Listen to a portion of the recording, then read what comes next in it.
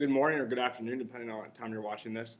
To begin with our lesson today, I want you to first take a opportunity to reflect on learning target 3.3 or ionic bonding on your chemical bonding ideas organizer. Be sure to look at those levels of learning so that you can understand where you are at in your learning process. Pause the video and do that now.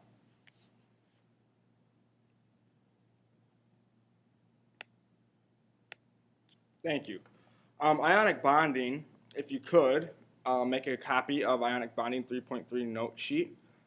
Today we are going to be learning about ionic bonding or ionic compounds. Our first step is to define what an ionic compound is, and then we need to be able to create the model that indicates electron transfer. Finally, we want you to predict the formula. That's what we're going to be doing today. At the end, we're going to be able to analyze ionic compounds, an ionic compound bond between two atoms. So let's begin. First, we're going to start off by just defining what ionic compounds are. So let me get my highlighter out here. Not all compounds are made of molecules. For example, sodium chloride is a compound of sodium and chlorine in a ratio of 1 sodium atom per chlorine atom.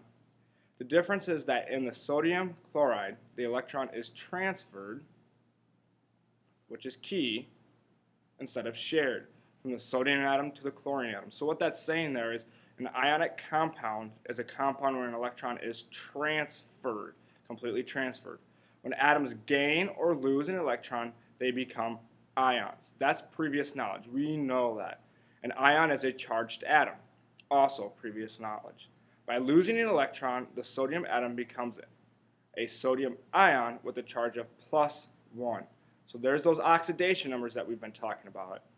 We call a positively charged ion a cation. All right, a cation. If it's positive, it's a cation. You can think about it as a cat and positive. That's how I remember it. Or that T kind of looks like a plus as well.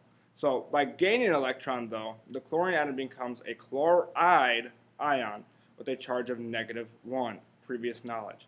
We call a negatively charged ion an anion. I have nothing for you to remember that with. Just remember that. Negatively charged ions are called anions. Note that the chlorine becomes an ion, the name changes to chloride. Chloride, the IDE. Sodium and chlorine form an ionic bond because the positive sodium ion is attracted to the negative ion. So there's that chemical bond. Ionic bonds are bonds in which one or more electrons are transferred from one atom to the other. There is the definition of an ionic compound. Like covalent compounds, which we'll talk about next, ionic compounds have fixed ratios of elements.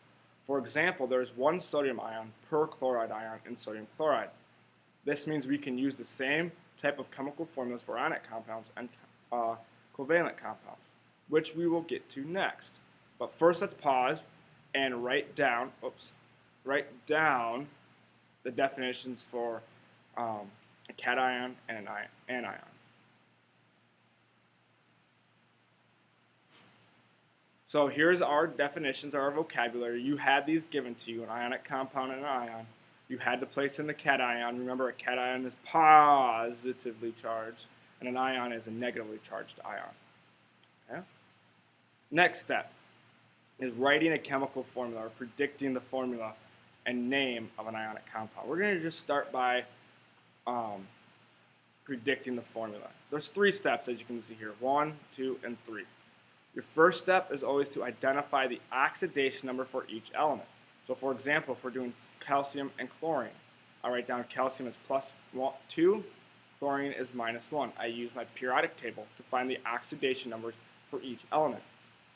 Then we crisscross applesauce the oxidation numbers down below, and we write them as subscripts. Note, if it is a 1, we do not write it. We do not write it. But that +2 crisscrossed over here to give me Cl2. Those are the 3 steps for predicting ionic compounds and the formulas for ionic compounds.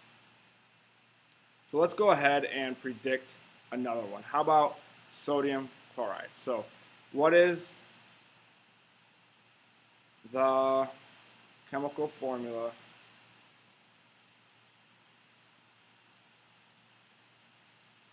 for, for Na and Cl. Step 1 is to identify the oxidation number. So I look up Na on the periodic table. It is part of group 1, so I say it is an oxidation number of +1. Then I look up chlorine, and I see that chlorine is part of group 7, so it has an oxidation number of -1.